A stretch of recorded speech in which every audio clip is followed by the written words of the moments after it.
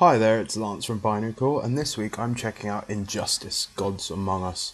It's the age-old question, who would win in a fight, Batman or Superman? Or which Arkham inmate would be able to kick Joker's ass, Catwoman? Or perhaps Solomon Grundy? Or the wonderfully cheerful Harley Quinn? The newest game from Mortal Kombat creators NetherRealm will hopefully help us answer some of these burning questions. After their success with MK9, NetherRealm have once again opted to make a fighting game with a story, and a damn good one at that. The plot of Injustice is simple, but well crafted. It begins with the Joker destroying Metropolis and drugging Superman, making him kill Lois Lane and their unborn child. Filled with rage, Superman breaks into Batman's threatening interrogation of the Crown Prince of Crime and kills the Joker in front of Bats.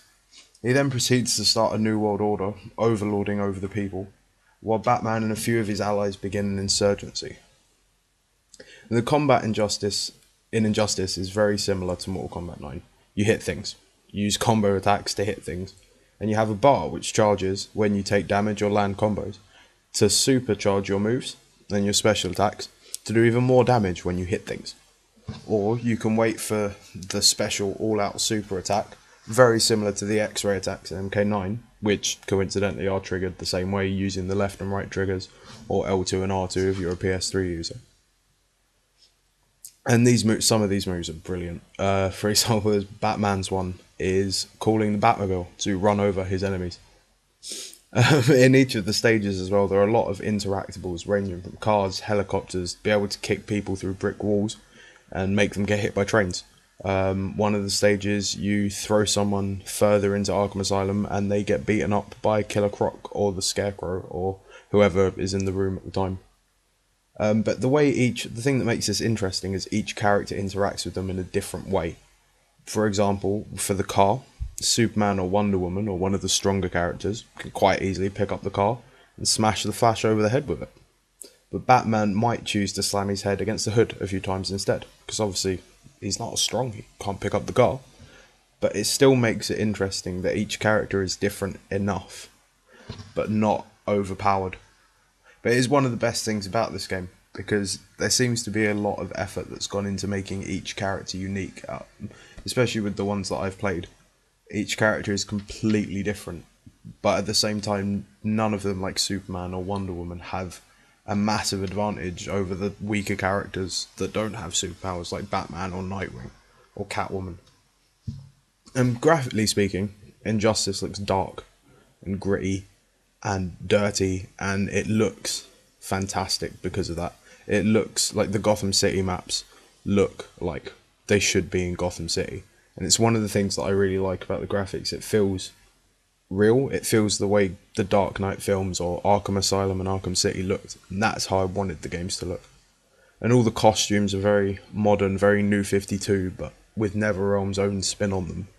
And I know they're bringing out DLC for like the Blackest Night or the Golden Age costumes, which will be quite interesting to watch and see how each character looks different. So last of all, I'm going to talk about the roster of characters. Now, I'm sure obviously they'll bring out DLC characters because they always do, and as I said before, the costume packs, but the choice of characters that you have represents a large majority of the DC group, I suppose is what you'd call them. Now, the obvious choices are the Justice League. We've got Batman, Supes, Green Lantern, the Flash, Wonder Woman, and the main villains Lex Luthor, the Joker, Catwoman. But there are also a lot of less obvious characters that deserve recognition because they're quite interesting characters, such as Ares, Wonder Woman's one of her more powerful enemies in the comics. We've got Killer Frost in there, and one of my personal favourites from the Teen Titans, Raven.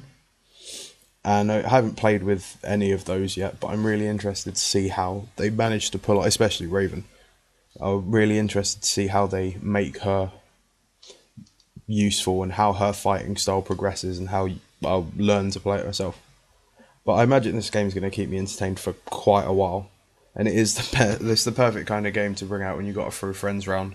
You know, you have a couple of drinks and you're like, oh yeah, let's play a fighting game, fuck it, I'll kick your ass, I'm going to be Batman, screw you. And it's that kind of game, and I'm sure it'll be one of those games that I use a lot. So in conclusion, after playing the game for a bit and looking at how I feel about it and looking at where the story's going, which is one of the most interesting things about it. It's the story. I'm going to give Injustice a very well-deserved 9 out of 10.